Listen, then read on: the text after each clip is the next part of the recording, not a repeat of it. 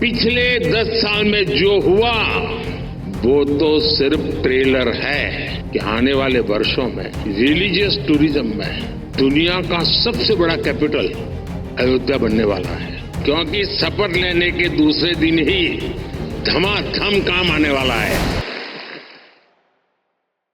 मैं जब 2014 में रिजर्व बैंक के 80वें वर्ष के कार्यक्रम में आया था, तब हालात एकदम अलग थे। भारत का पूरा बैंकिंग सेक्टर समस्याओं और चुनौतियों से जूझ रहा था। एनपीए को लेकर, भारत के बैंकिंग सिस्टम की स्टेबिलिटी और उसके भविष्य को लेकर हर कोई आशंका से भरा हुआ था। हालात इतनी खराब थी कि पब्लिक सेक्टर बैंक्स देश की आर्थिक प्रगति को जरूरी गति नहीं दे पा रहे थे। हम सभी ने वहां से शुरुआत की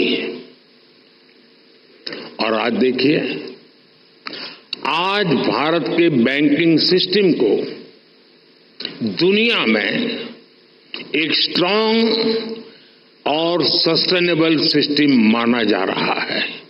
आप भी जानते हैं कि सिर्फ 10 साल में इतना बड़ा परिवर्तन आना आसान नहीं था। ये बदलाव इसलिए आया क्योंकि हमारी नीति, नियत और निर्णयों में स्पष्टता थी। ये बदलाव इसलिए आया क्योंकि हमारे प्रयासों में दृढ़ता थी, ईमानदारी थी। आज देश देख रहा है, जब नीयत सही होती है तो नीति सही होती है, जब नीति सही होती है तो निर्णय सही होते हैं, और जब निर्णय सही होते हैं तो नतीजे सही मिलते हैं। यूपीआई आज एक ग्लोबली रिकॉग्नाइज्ड प्लेटफॉर्म बन चुका है। इस पर हर महीने 1200 करोड़ से ज्यादा ट्रांजैक्शन हो रहे हैं। अभी आप लोग सेंट्रल बैंक डिजिटल करेंसी पर भी काम कर रहे हैं, यानी पिछले 10 वर्षों में हुए ट्रांसफॉर्मेशन की एक तस्वीर ये भी है। एक दशक के भीतर ही हम पूरी तरह से एक नई बैंकिंग व्यवस्था, एक नई अर्थव्यवस्था और नए करेंसी एक्सपीरियंस में प्रवेश कर चुके हैं। और जैसा मैंने पहले कहा है, पिछले 10 साल में जो हुआ वो तो सिर्फ ट्रेलर है।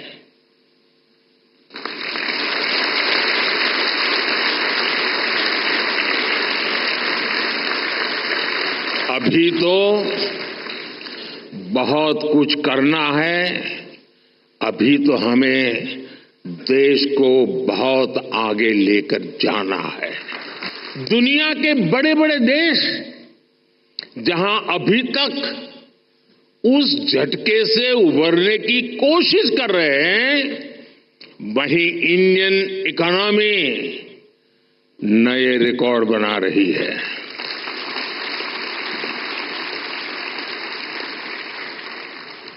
भारत की सफलता को आरबीआई वैश्विक स्तर पर ले जा सकता है। और मैंने देखा है, हमारे शक्तिकांत जी आउट ऑफ बॉक्स सोचने में माहिर है।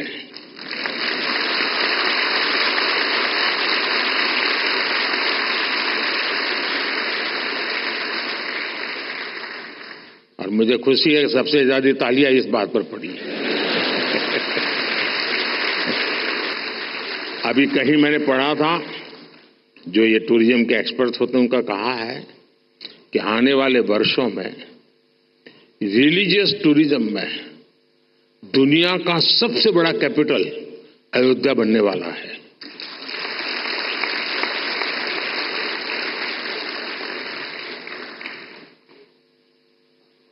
हमें देखना होगा कि इस सेक्टर को फाइनेंशियल सपोर्ट करने के लिए हमारी क्या तैयारी है। जो देश में नए नए सेक्टर्स बन रहे हैं, हमें उनमें अभी से एक्सपर्टीज डेवलप करनी चाहिए और उनको हम कैसे सपोर्ट करेंगे, इस पर भी पहले से मंथन होना चाहिए। अभी 100 दिन में चुनाव में बिजी हूं, तो आपके पास भरपूर समय है। आप सोच के रखिए, क्योंकि शपथ